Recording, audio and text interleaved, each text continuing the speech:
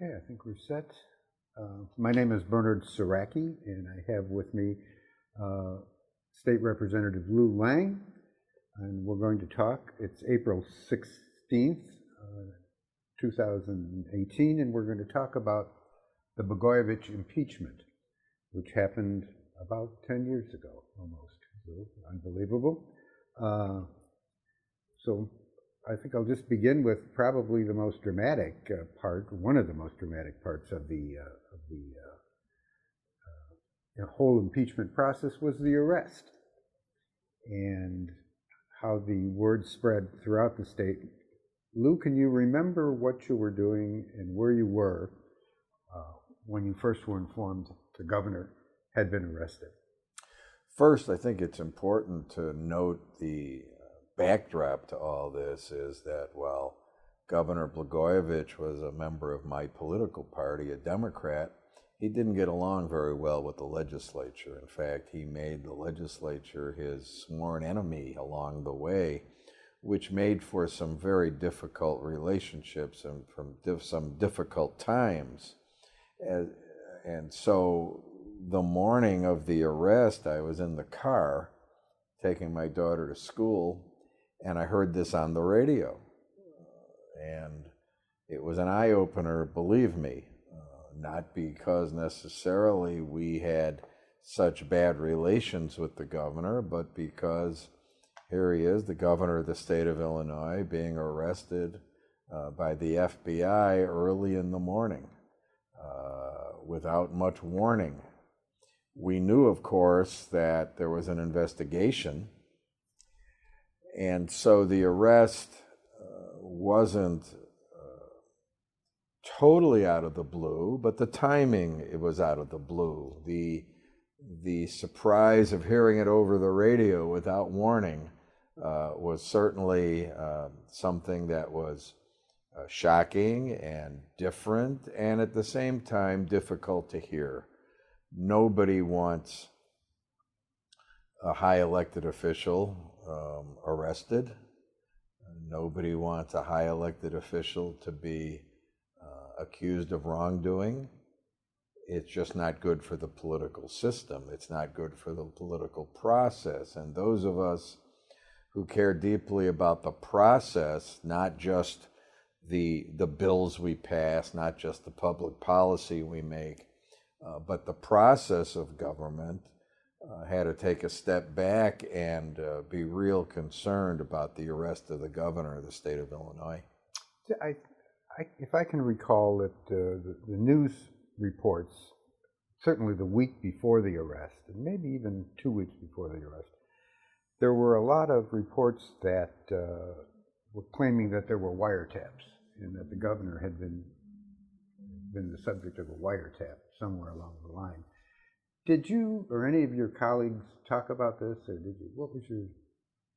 was there any discussion of their taping the governor, or what have they got on him? Many people felt that as difficult a person as Governor Blagojevich was to deal with, it was likely that those wiretaps would find nothing.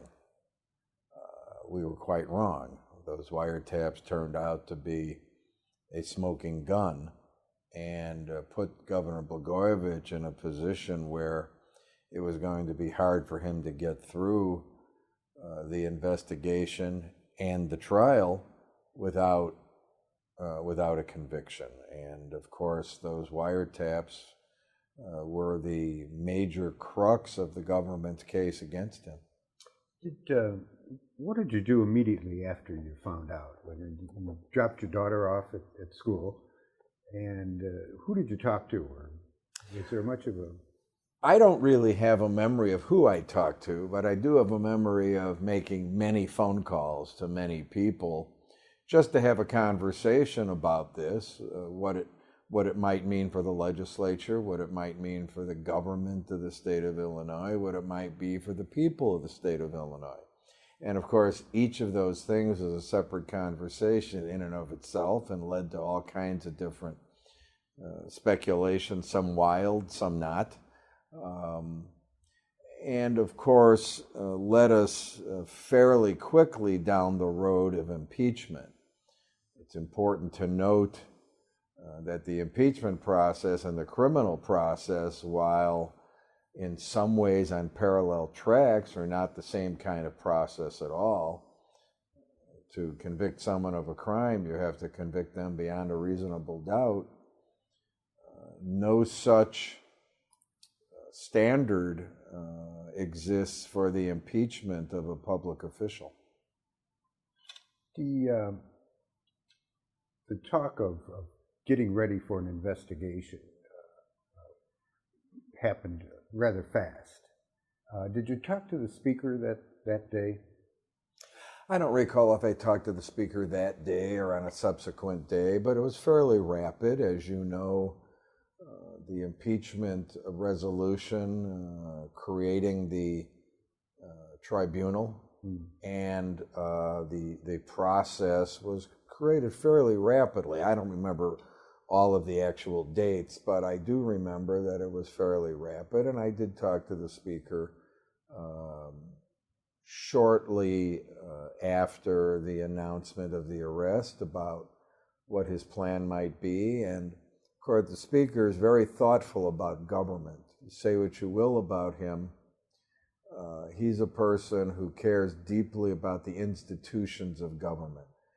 The role of the governor under the Constitution, the role of the legislature under the Constitution are very important to Mike Madigan, have been and will continue to be.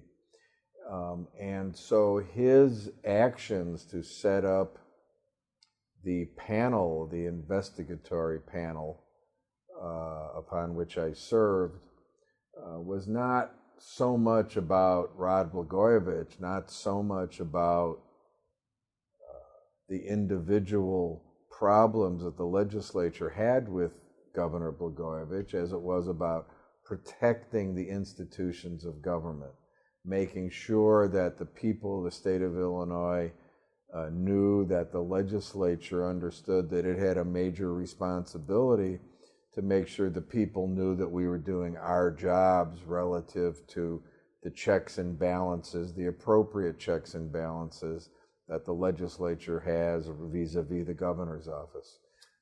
The speaker had a conversation immediately after the arrest. Well, I say immediately. He was at his chiropractor's office when he first got informed of this, and went home.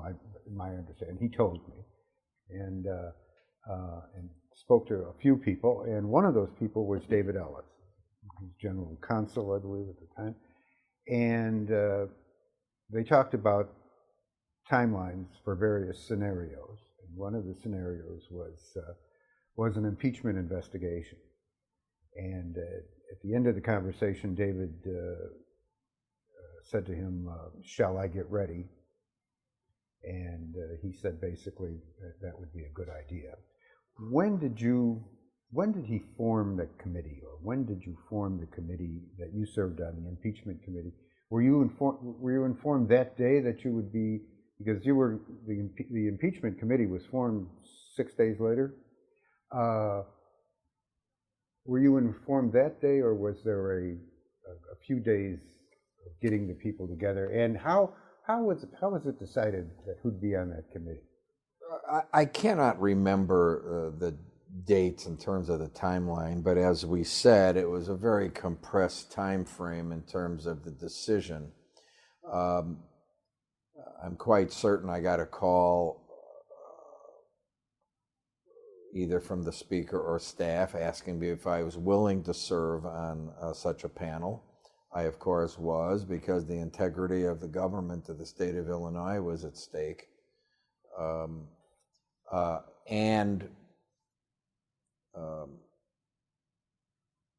I think the choices were made based on a couple of factors: certain seniority level in the House, people who take state government seriously, lawyers, although I do not think everyone, I know for sure everyone on the panel was not a lawyer, but lawyers were certainly chosen. And I think it's important to note that both sides of the aisle, both the Democratic side and the Republican side, chose people who showed an inclination toward understanding how serious this was, that we couldn't do our work based on whether we liked or didn't like Rod Blagojevich, because there weren't too many people on this panel that had a close working relationship with Rod Blagojevich. Moreover, it had to be a thoughtful process, a process that dealt with facts, not feelings, a process that dealt with things that can be proven, not things that could be surmised. And then we went about our business, and I think most people would tell you that despite the rocky relationship between the governor and the legislature, there was nobody who was gleeful about this process, nobody that said, aha, we can get to Rod Blagojevich now. It was not a happy time. And yet, it was perhaps the most important time I served on any kind of a committee or task force in my 30 plus years in Springfield, because the integrity of state government was at stake, and it had to be done, as distasteful as it was. The investigating committee couldn't really, and correct me if I'm wrong, but they couldn't really approach the criminal allegations. They had to strictly focus on administrative malfeasance, and it basically was that you had a record. The House had a record of past discrepancies. I asked David Ellis, General Counsel, I said, David, you're either the best lawyer I have ever met, and you put this together in 6 days, or you were doing it before. So, because all these transgressions, the Auditor General reports and things like that, were there, and were there to be, could be used. So it was basically administrative malfeasance is why he was, that was the crux of the impeachment resolution. Were you aware of the collecting of, tell me about your feelings about the administrative malfeasance that had come out in Auditor General reports and charges, the JCAR problems that they had, ignoring JCAR. Was there much of a discussion? It was there, it was evidence that was accumulated, but was there much of a discussion about it amongst the members? Or first, let me say there was some crossover between the criminal investigation being conducted by the FBI and federal law enforcement, and of course the U.S. District Attorney, and what we were doing. So both of us had to take a look, for instance, at the selling of the United States Senate seat that had been once held by Barack Obama. And as part of the work of our task force, of our panel, we did get the opportunity to listen to, I believe, one of the tapes that the U.S. Attorney had received in the wiretap. We asked more than once for what he could give us, and in the end, I believe, gave us one tape to listen to. And perhaps it was 2 tapes, yeah, 1 or 2. out of the many hours of tapes that they had, we did get to listen to 2 tapes. And so there was some crossover, but it's interesting to note that there was impeachment discussion among members of the House long before the federal government indicted or arrested Rod Blagojevich. And this dealt not with criminal activity, but this dealt with his complete disdain for the Constitution as it related to the separation of powers, as it related to his working with the legislature and completely ignoring what we wanted to do. I recall one example where the governor had a positive goal in mind, which was to fund health care for kids, but he wanted to fund it in a way that the legislature rejected on a unanimous vote. I believe the vote was 111-0. And after he declared that the greatest day in the history of Illinois, he went about the business of trying to create the program without legislative oversight, even though we had said no, and by trying to create the revenue for it in ways that were not permissible under our law, under our Constitution. Additionally, he completely ignored the Joint Committee on Administrative Rules any number of times.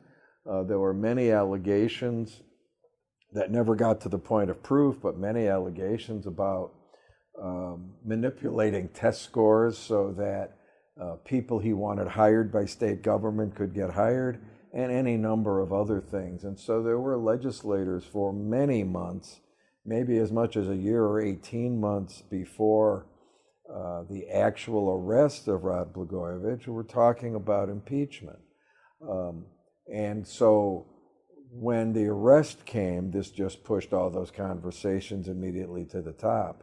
Had we not been talking about it, we would have still started to have to talk about it.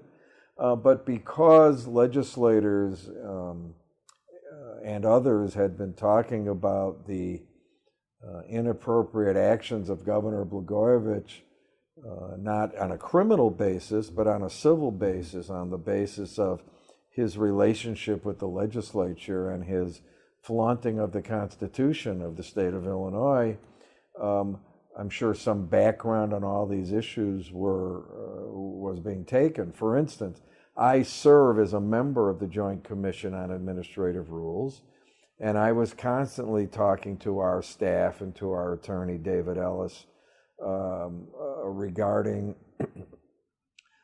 the actions of the governor relative to that particular agency. And it wasn't just that he didn't agree with us, it's just that he ignored what we did. In fact, sued the Joint Commission on Administrative Rules and lost. But it was his position that when we agreed with him, we were right, and when we didn't agree with him, we were somehow an inappropriate body. Over a long period of time, the governor created an atmosphere that was one where it was an easy step to an impeachment inquiry as soon as he was arrested. I've in my book, I've described of the Blagojevich impeachment. I described yourself and Representative John Fritchie as kind of the impeachment committee monitors. And what I meant to relate to that is that you were your remarks during the days of the investigation were to ensure clarity of what was going on, to make sure certain points were established in the testimony, and I wanted to ask you about that, and ask you, did you get together before? Did you and John and Representative Barbara Curry and David Ellis say, look, we've got to get this in the record, we've got to get that in the record, we've got to do this the right way? Or was it you and John just acting spontaneously? I don't recall I don't recall there being any concerted effort to assign either Representative Fritchie or myself to be the I call you monitor. Yeah, some would say the aggressive guys Yeah. on the committee. But I do recall having meetings regarding the agenda of the meeting. What are we going to do tomorrow? Okay. What will we talk about? What evidence will be coming forth tomorrow? What is this witness going to say to the extent we know? What is that witness going to say to the extent we know? And I felt a responsibility to make sure that there was clarity for the members of the committee, and it was a large committee, as you'll recall, that were not lawyers, people who don't understand the niceties, and people who didn't understand necessarily going in that the standard for impeachment was not a criminal standard, but a different standard, a civil standard, a standard of what we call high crimes and misdemeanors, which are not defined in the law. But I think once you establish that the governor of the state of Illinois over and over and over again ignores the plain words of the Constitution of the state of Illinois, ignores his responsibilities, and holds in a hostile way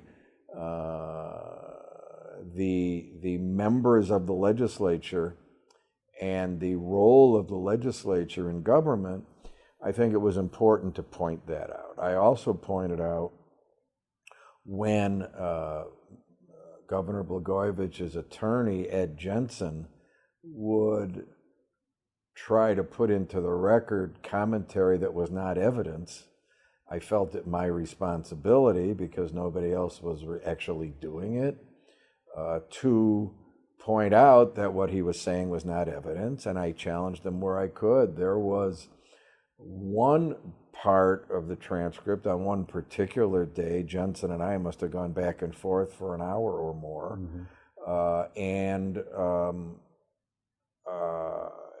it was not my desire to be argumentative, it was only my desire to straighten out the record. He didn't take too kindly to it.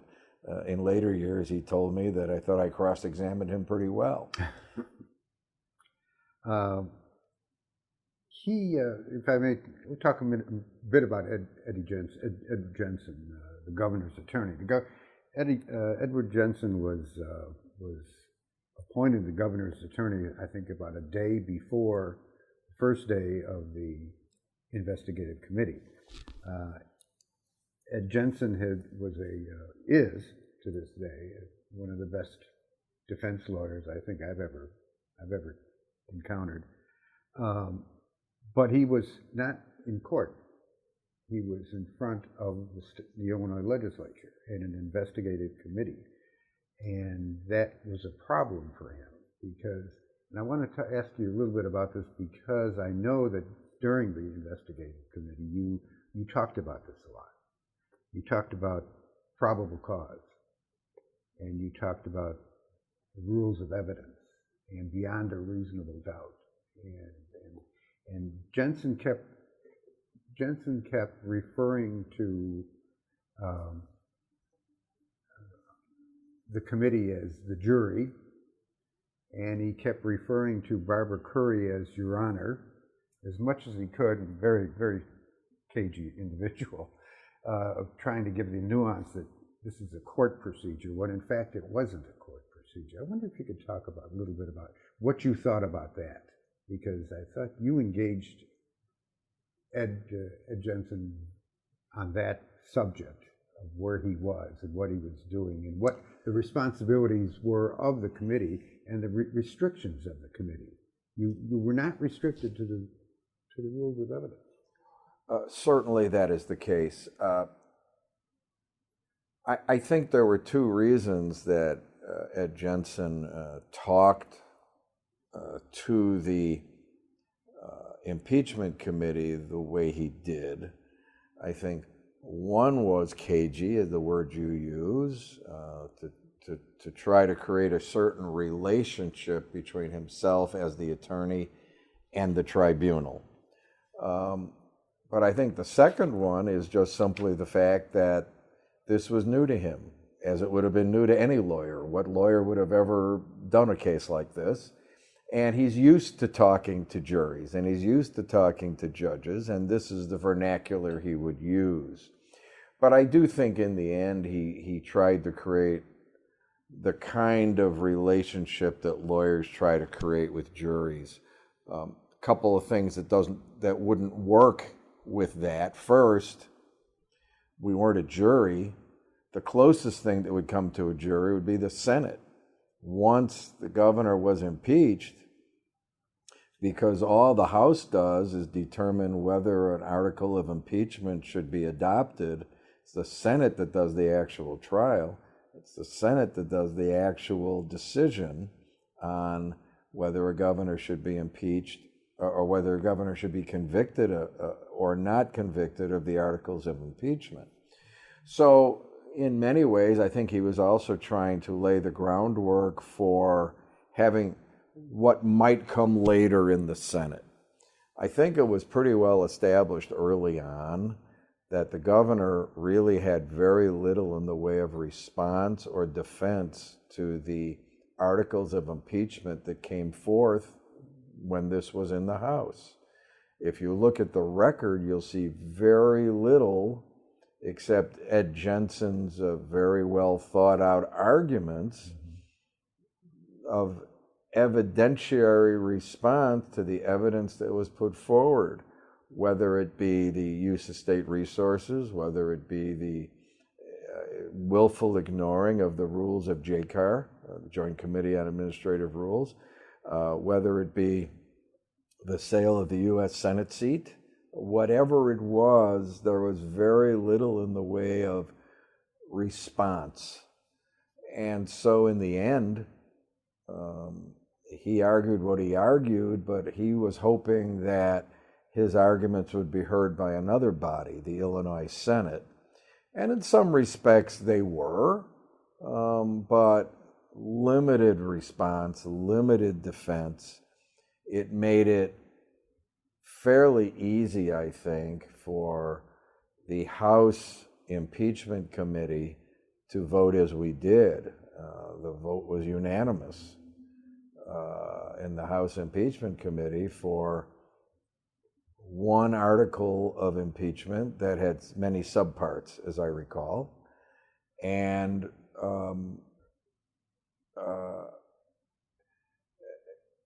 nobody could have done a better job than Ed Jensen did, but he had very little to work with. The governor himself was invited many times to come and talk to us, many times to come and defend himself. He refused to do so. The impeachment resolution was drafted as one resolution, and unlike there was an impeachment, I believe, in 1833 of a Supreme Court justice, and they had 13, I think, articles of charges, each separate, and each requiring a separate vote. You decided to bring them into one and have one vote. So you had, in some of the articles in there, or some of the charges were criminal, that had been alleged. Even, in fact, they had not been alleged. They were in the complaint. They were still not an indictment. He wasn't indicted, I think, for about a month later. And then each administrative discrepancy was cited. What was the thinking in doing that? As I recall, there were probably a couple of reasons. First, just an economy of time. Second, I think it was important to establish that each and every member of the impeachment committee felt that each and every one of these, in and of itself, would have been reason enough to impeach the governor and send it to the Senate for trial. I think it made it a much more powerful statement that it was one article with many subparts, and that every member of the panel unanimously felt that each subpart was a substantial charge. And I think in the end, it made it easier for the Senate as well to get through the trial and to come to its conclusion. The day of the vote on the impeachment resolution, and it was voted on twice. It was voted on one General Assembly, and then the new General Assembly was sworn in before it goes, so you voted again. The conduct of the House on the day of the first impeachment vote was something that I will never forget, being there. It was very subdued. I believe you spoke on that day. Did you speak on the resolution? There were a few of them. I know Susana Mendoza did. Yes, Barbara Curry did, and I think you did too. Yes, I spoke on the floor the day we passed the resolution. I talked about the work of the committee. I talked about my feelings about the relationship of a governor and a legislature. And I spoke about the rule of law, and I spoke about integrity. Not just the individual integrity of the governor or as a person, although that was certainly lacking, but the feeling that people must have that their elected officials are not crooks. And even if none of the criminal charges had been proven, there was substantial evidence on the record that people no longer felt that the governor of the state of Illinois had their best interest at heart, and that he had lost that connection of integrity between government and people. And once you lose that, given all of his actions, not just the criminal ones, but the civil actions as well, I felt that there was no doubt that we did the right thing, and no doubt that that resolution should be adopted, and in fact it was overwhelmingly. I wonder if I could just ask you kind of a philosophical question, in a way. When the 1970 Constitution was constructed, was drawn up, they, and I will quote one of the delegates, Smith, from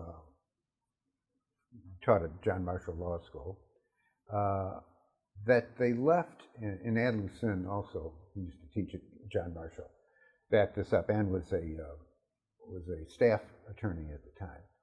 They said that they left impeachment as a political thing, and Ron Smith told me that, and basically there is no criteria in the Illinois Constitution for impeaching anybody. There's no high crimes and misdemeanors. There's no red line that, in today's vernacular, that you cross. It was up to the legislature. If you don't like the way he parts his hair, you could have impeached him. How do you feel about it? I think by its very nature, the impeachment process is and must be political. However, it should be noted that at no time before, during, and after this process did I feel that any single legislator was thinking about politics. It's a political process, but it wasn't about politics. It wasn't about who likes or doesn't like Rod Blagojevich. Republicans took this seriously about the institutions of government. Democrats who didn't like Rod Blagojevich, and there were many, took this seriously. There was no happiness. It was a sad day. The whole process was sad. Yes, Illinois was better off not having him there, but the process was tragic. The fact that we had to do it was terrible. And so, yes, it's a political process, but not one about politics. It's one about right and wrong in government. And when I say these are the most important days, the most important project I have worked on in my time in Springfield, I don't say that lightly. I've worked on a lot of bills and a lot of projects and a lot of public policy that I think has been very important to me and hopefully meaningful to the people that live in Illinois. And when you pass a good bill, you're happy. You think you've done something well. I was not happy when we voted to impeach and when the Senate voted to convict Rod Blagojevich. I was not happy when he went to jail. I do believe that the jury did the right thing in the criminal case, but that doesn't mean I was happy. It was bad for Illinois, and in many ways, we're still recovering from it. The interaction between Republicans and Democrats on the committee, and I'll talk a little bit about in the Senate too. How did you get along with the Republicans on the committee? Was there, for instance, when they wanted to bring Roland Burris as a witness before the committee, and obviously Roland Burris is a Democrat, so I can believe that the Democrats wanted to minimize his exposure in the committee. Tell me a little bit about it. I would say on the big things, there was no major disagreement at all, no policy problems, no partisanship. On some of the little things, for instance, when we put the rules together about how we would run the committee, Republicans wanted certain things we didn't want. We wanted certain things they didn't want. That's the nature of putting any committee together where rules have to be approved, just like we have debate on the House rules every 2 years when we pass them. That's the nature of things. Republicans and Democrats will bicker, and people of different minds and different philosophies of government are going to bicker. And we did. But in the end, we had a good process. And at the end, Republicans and Democrats agreed on the result. And in the end, everybody felt the hearings were fair. And in the end, everybody got to say what they needed to say and feel what they needed to feel, and in some ways pontificate the way they needed to pontificate. I would say that in many ways it was a coming together of Republicans and Democrats, a time where we put our usual partisanship aside for the good of the state of Illinois, a time where we worked together to get to an end. If you look at the final conversations, the final comments by members as we voted, there was a common theme, whether you were a Republican or a Democrat. It was about the integrity of the government of the state of Illinois and our responsibility to keep it clean and our responsibility to make sure that the institutions of government are respected by the people that live in the state of Illinois. And so however we had our minor bickering, in the end, it all worked out the way it was supposed to. How was the decision to have another vote on the resolution with the new assembly? Was that planned, or did you after you took the vote, say, well, wait a minute, the Senate's not going to act on this until the new Senate is sworn in, and can they act on something that the old assembly did? Was that talked about early, or did that, after you did it, did they say, well, wait a minute, we better do this again? I don't recall any early discussion about that. And all of this happened because the arrest of Rod Blagojevich came so close to the swearing in of the new General Assembly. He was arrested in December. The election had been in November. The new General Assembly sits in January.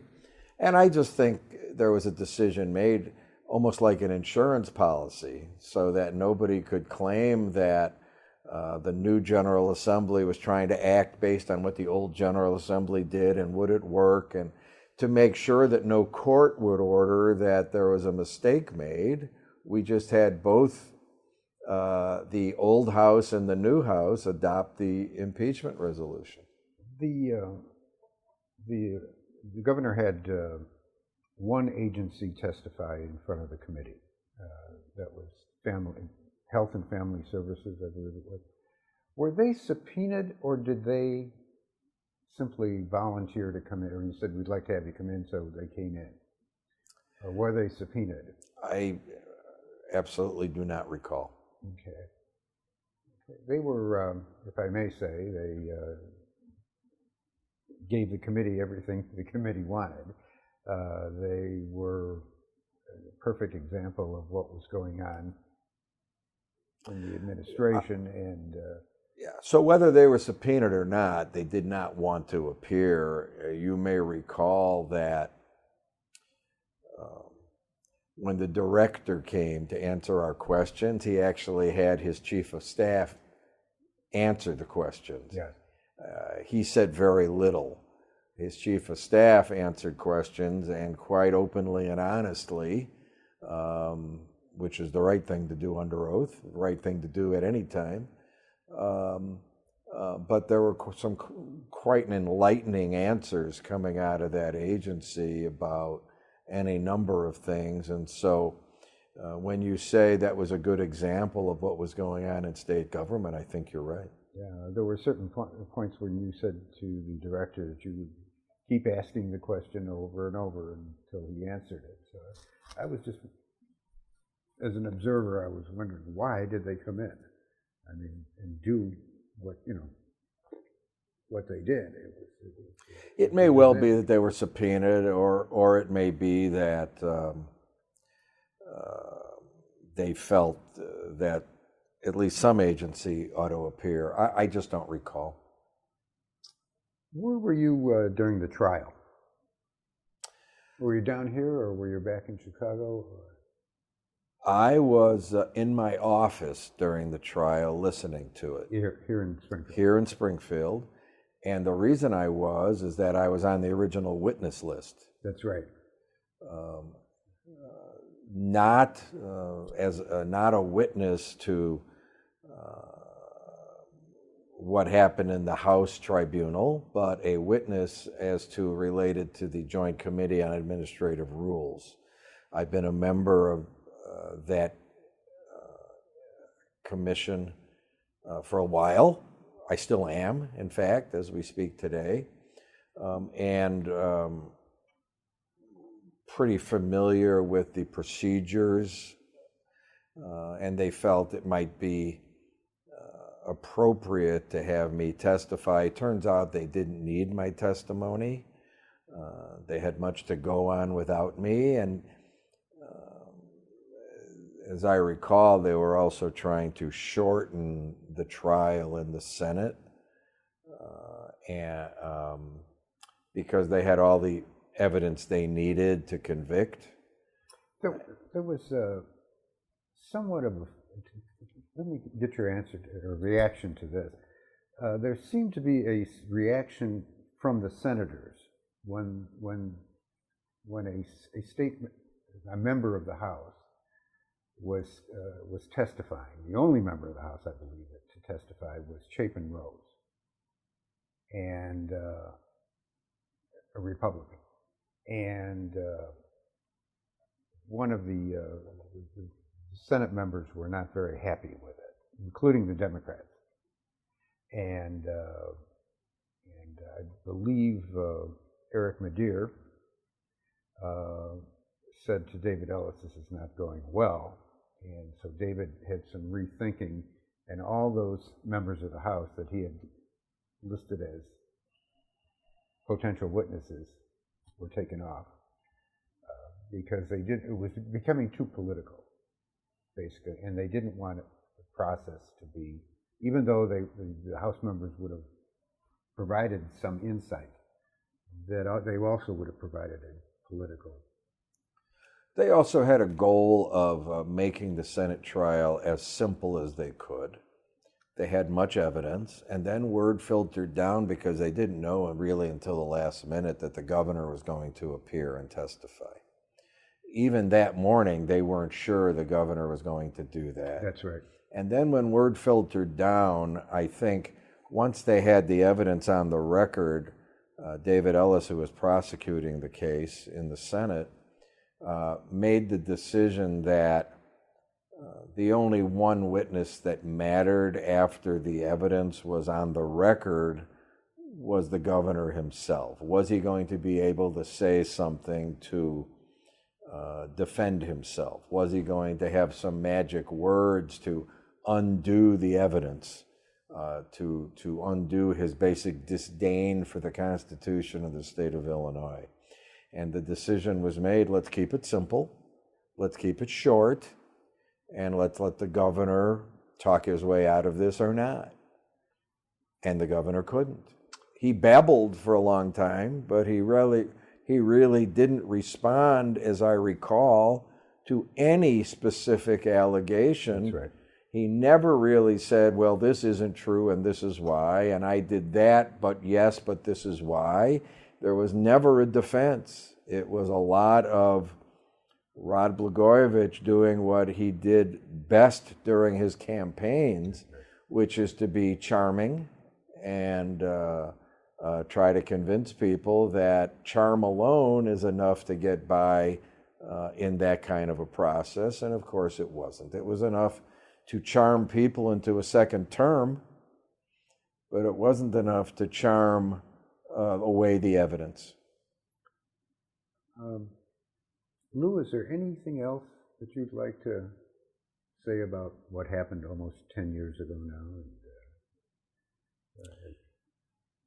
Which it seems strange to say 10 years ago, but it has been almost 10 years. In many ways, it seems like it was just yesterday. In other ways, it's kind of washed away from your brain in terms of every detail.